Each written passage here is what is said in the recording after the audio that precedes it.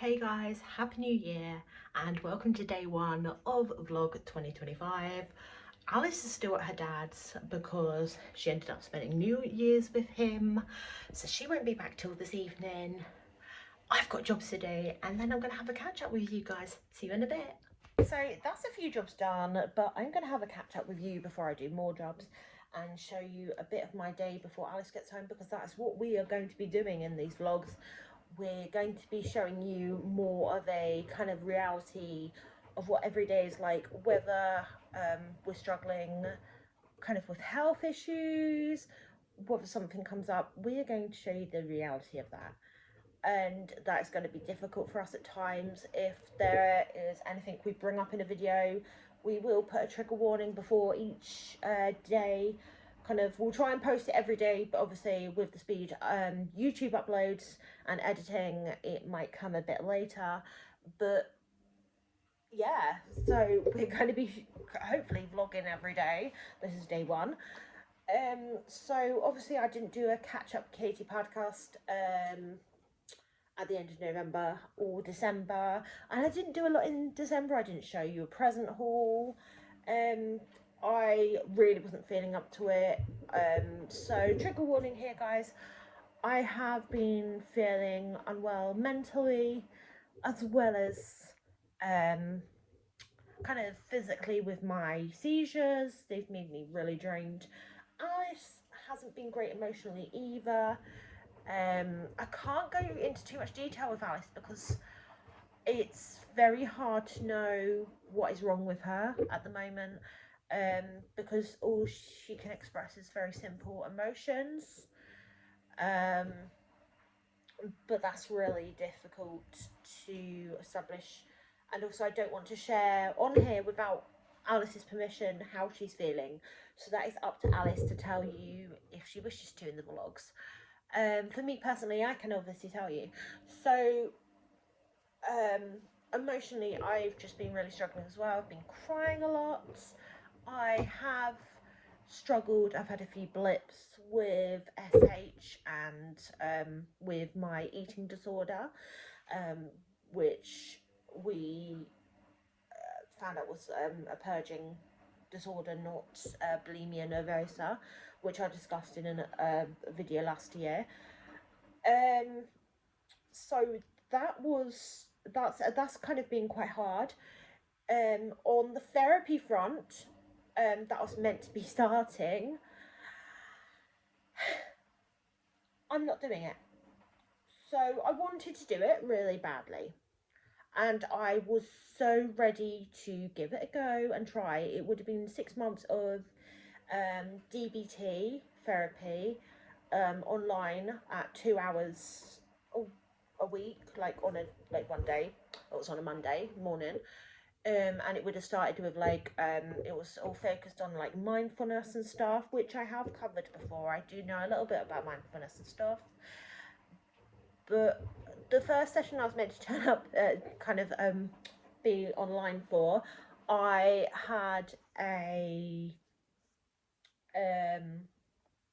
seizure, and I think that was probably down to the anxiety and the stress, because I think that is one of the triggers to my seizures, along with we've worked out that lights and sounds can also trigger it.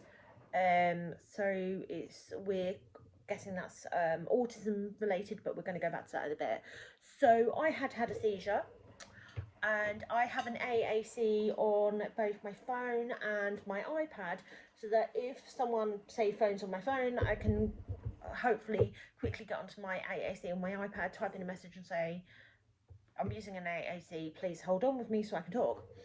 So one of the people from the group phone up, the other lady who ran it, not the, I don't know if it's psychologist, psychiatrist, don't get me started on words, dyslexia. So she rang me up, this person, and she didn't give me time to use the AAC. My speech was all jumbled. I couldn't talk. After my seizure, I was really tired. And then she phoned me up later in the week and was like, oh, well, I'd like to walk you through the steps of the therapy and stuff, if that's okay. And how she was talking on the phone, it just wasn't, I wasn't able to engage with how she was talking on the phone. And I also mentioned to her that they had sent me, I think it was 3 different forms they wanted me to fill out online. And with being dyslexic, it's not just the reading of the words, it's the understanding of what is written as well.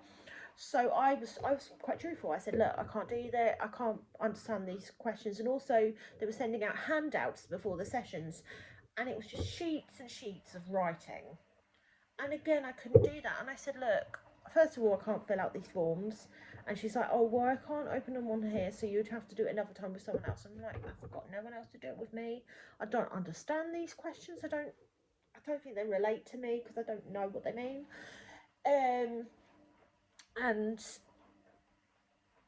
the handouts, I said, look, is there a way that's more friendly to dyslexia? Is there, could you do it with pictures and break down the words so that it's kind of got a visual of what's kind of, I can't explain it.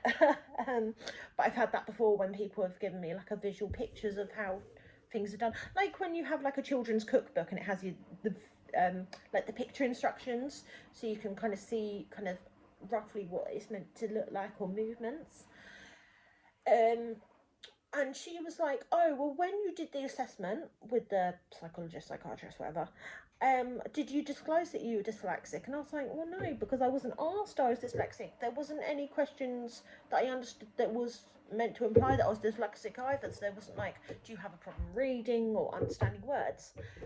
And it was just the general attitude of this other lady that actually, and the fact that they couldn't accommodate to make it more friendly for someone who's autistic and dyslexic to do a therapy, that I felt it just wasn't right for me.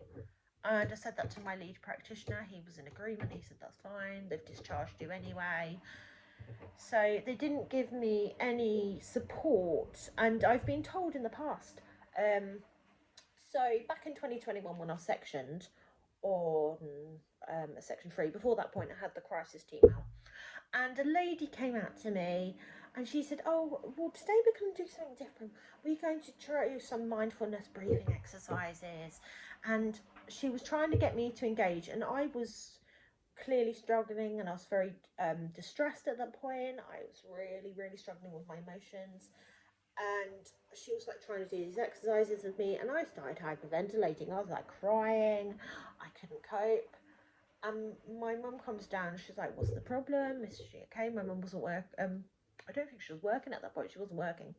It was actually over lockdown as well, and it was 2021, in kind of the second. I think that was the second lockdown, maybe the third. I can't remember. We're going back years now, aren't we? We say that. And anyway, she's trying to do this mindfulness breathing exercises with me, and she's like, "Oh, I don't." She's like to my mum, "I don't understand why she can't do this, and she can't follow the instructions." So my mum said, well, Katie's autistic. And she said, oh, no one told me that. And my mum said, why? And she goes, oh, well, mindfulness itself and mindfulness breathing doesn't work on autistic people. I'm sorry, like, why does like therapies like mindfulness and stuff, what's that got to do with being autistic? Like, not everyone's, look, you give someone a diagnosis and all of a sudden it's, you can't do this. There's nothing with mental health, it's all meant to be inclusive into one thing.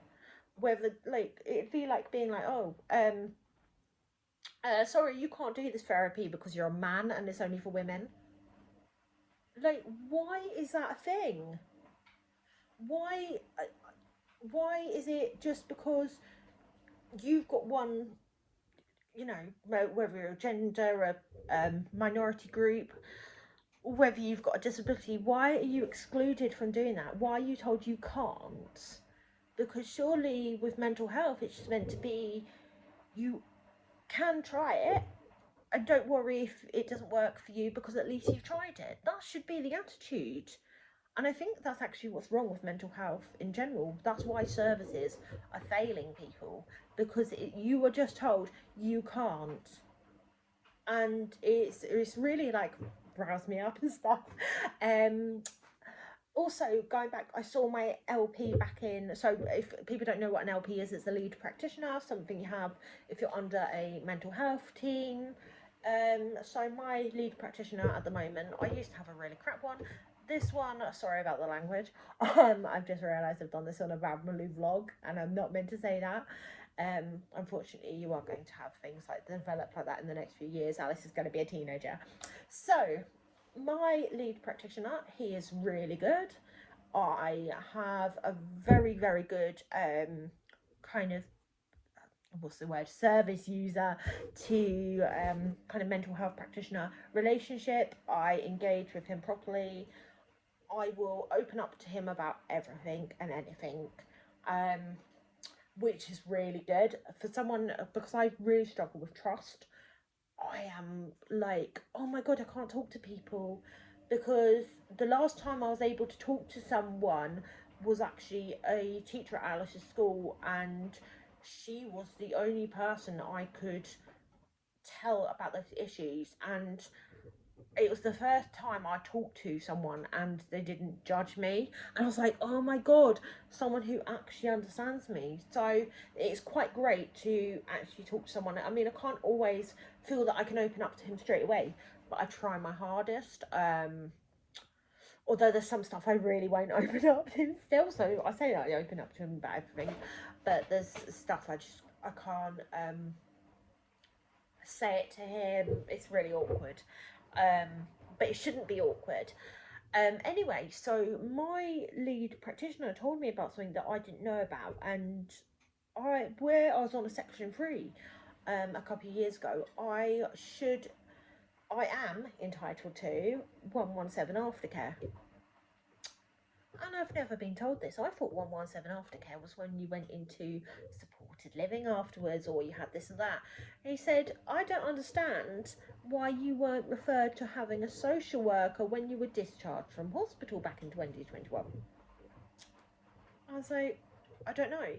Because we're going to go on to the subject of the seizures now. So with the seizures, we think they're autism related, but like F&D, but it's like a sensory overload, and that could be the cause. And I'll go into more details of the seizures, but basically at the moment I am jolting a lot. I'm having physical muscle spasms, and when I'm carrying something, I drop it.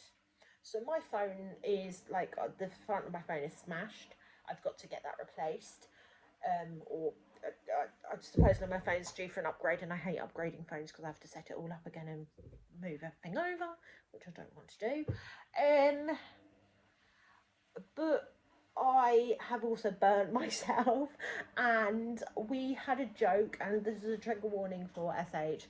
I said, I've clearly not SH'd myself, because if you burn yourself, that pain lasts for days and it hurts like anything.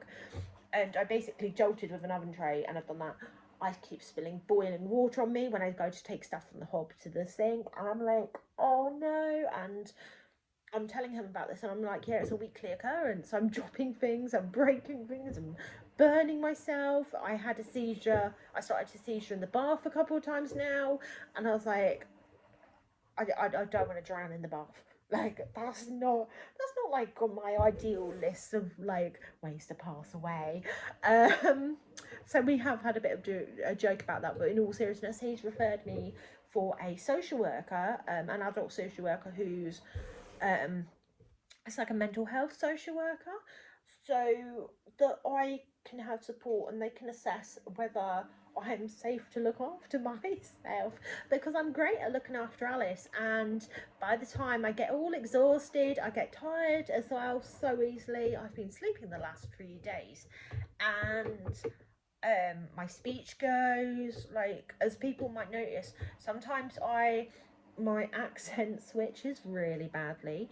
So sometimes, people have said this to me for a couple of years now, since kind of like actually when I was at college, I'm sure it happened as well, because I started jolting then, and people would say to me, hang on, you've never had a northern accent, and I'll suddenly have like a northern accent, I'll have like a Devonshire accent, I'll have like I'm like, what?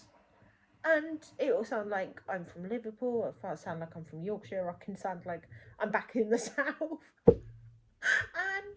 And I guess the speech is to do with F&D. I don't know. I'm trying to do my own kind of, not Dr. Googling, as I call it, so like when people self-diagnose, but I'm trying to do research to see why it happens and how I can control it myself, because with F&D, I think we've discussed this before, it's like your brain is malfunctioning. So it's like you're a computer and everything's working fine. It's like there's a virus in the system and it's not working properly. So your brain is sending and receiving signals wrong, but everything else is like fine. So they can do MRI scans, they could do EEGs, which I'll go to in a minute with the EEG thing. But there's no like proof for why people have some people wake up paralyzed, and that's my biggest fear.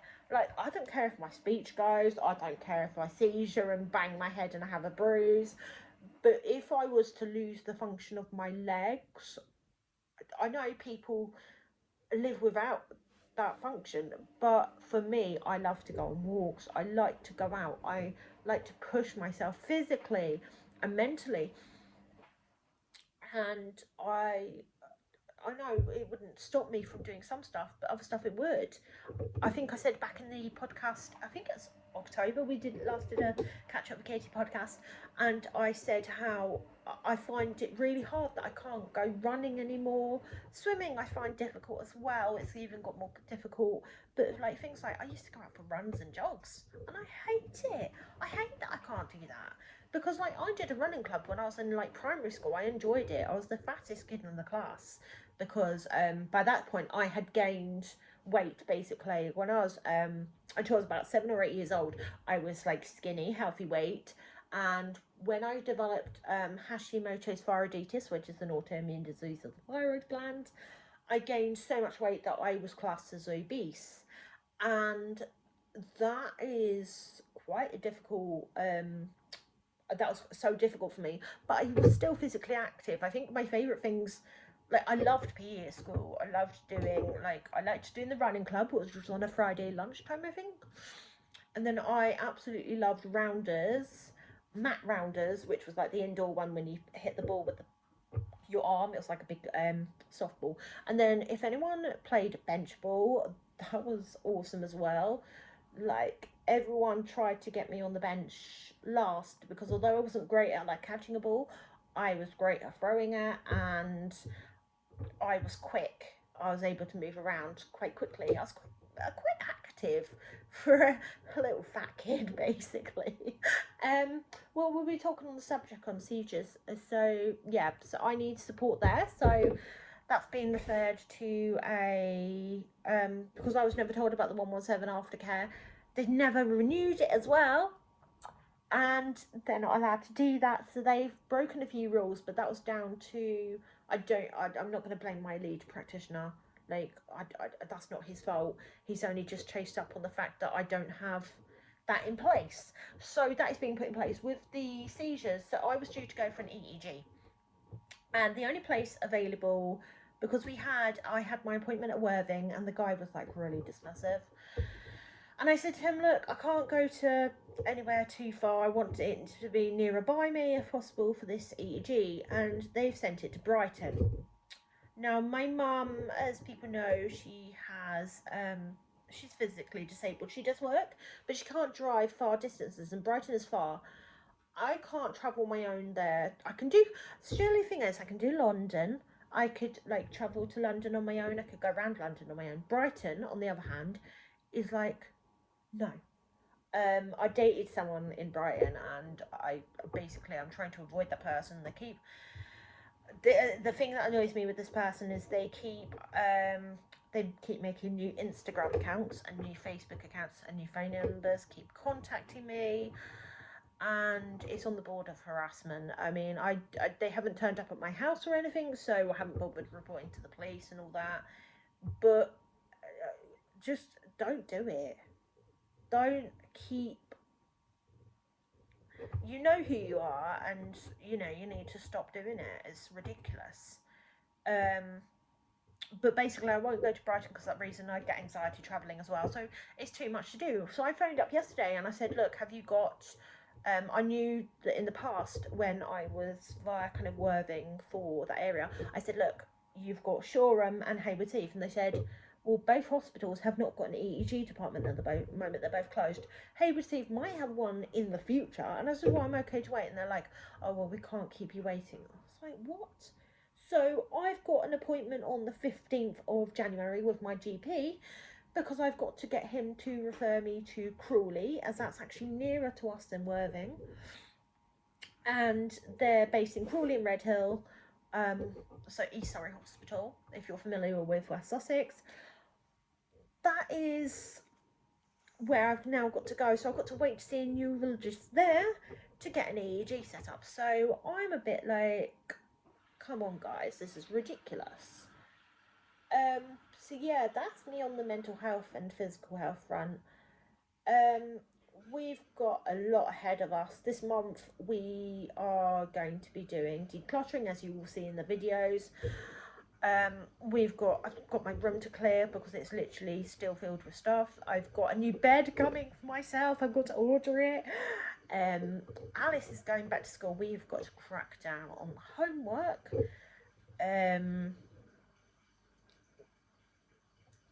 But yeah, we've got to crack down on homework. We've got a few days planned going out and see a few things going on. Alice has got a new club to do. She's now, you would have heard in the her opening her Christmas presents, you would have possibly briefly heard if you watched it, that Alice is not doing choir next term, which is a bit sad for her. She absolutely loves choir, but she was invited to do a times tables club, and when it comes to something that's academically, like she needs to do that, or the school feels she needs to do that, then that's what she's doing. So she's doing that on the same day, and she's not upset because it's only the upset because of not doing choir.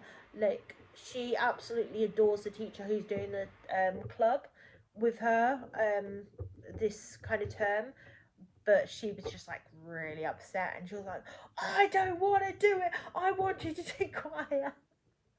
So we've had a bit of a tiff about that, but she's a bit happier now, and she's like, got used to it. I mean, she said to me that her favourite subject's maths anyway, so that must fit in. And I said, you know, you can do choir any other time anyway, it's not a big deal. But yeah, I'm gonna get on with some jobs. More when we go into more of these videos, you'll see me doing more jobs. But I'm going to be completely honest, it is an absolute tip in here.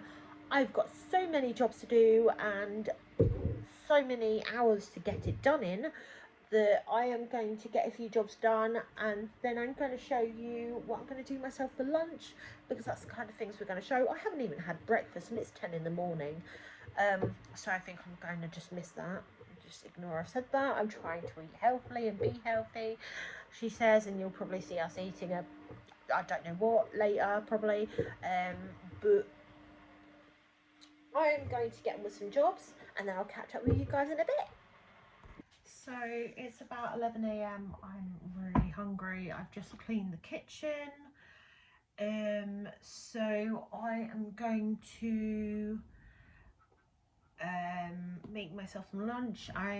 We're trying to be a bit more frugal this year, so for I've got these like mushrooms that have been in my fridge for a couple of days because I have been back and I did like a couple of different shops, which again I didn't go around to showing you. So I'm thinking I'm going to make myself an omelette because I've got some ingredients to use, including the mushrooms, and I think I'm going to make myself a fresh banana milkshake to go with that.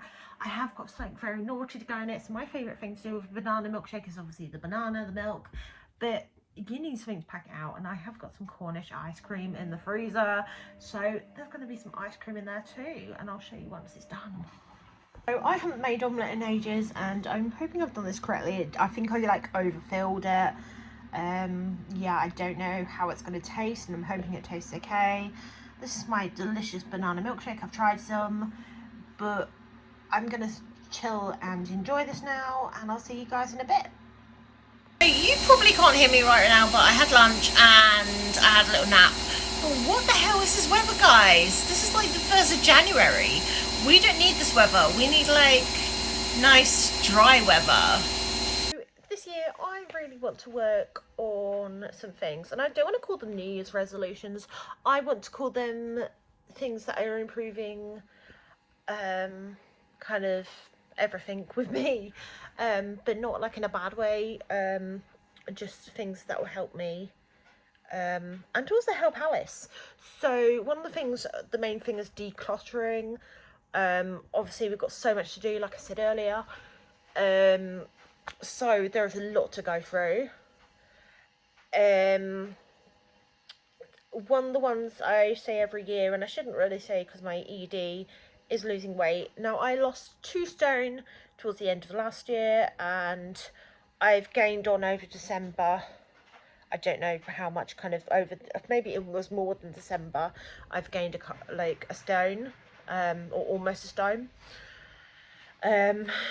So I want to try and lose some weight in the new year. I'm still waiting on weight loss injections. I'm still on the waiting list for that. I don't know how long it's going to take. That was another thing my LP pushed through.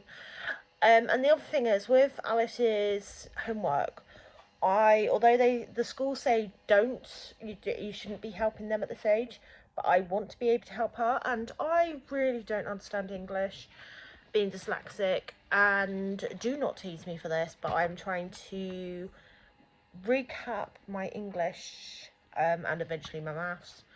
So I got a workbook which is 9 to 11 years, but I can't do like any higher, and obviously it will be stuff that Alice is covering. I mean, I have started on it. I'll just open it up to show you. I've done like 1 and a bit pages, almost 2 pages, but embarrassingly I don't know who to ask to check it, and I'm like, what do I do? Like, I don't want to check it myself and get it wrong, or like think I've got it right and misunderstand it. So it's 2 o'clock in the afternoon. Alice comes back in about 5 hours. I've still got jobs to do, but I'm gonna sit and do a bit of this and have a cup of tea and a biscuit. And yeah, I'm gonna do this and then get on with some jobs, and I'll catch up with you guys in a bit. Guys, Alice is going to be home in a few hours. So I've made myself some early dinner. So I've got some rocket and cucumber, I don't know if you guys call it baked potato or jacket potato, but whatever potato that you put in the oven, and some prawns with, it's like Thousand Island sauce mixed with mayo. So that is my dinner, and I'm gonna sit and enjoy that. Alice has come home. She's happily in her room, engaged in Roblox and on FaceTime. I'm gonna settle down. I've got to do some more jobs, but I'm gonna settle down with another thing I wanted to do this year was doing some reading, so I'm gonna settle down with a bit of reading and maybe a gentle film, but you'll see Alice in tomorrow's vlog, and I'll see you in tomorrow's vlog. So bye guys.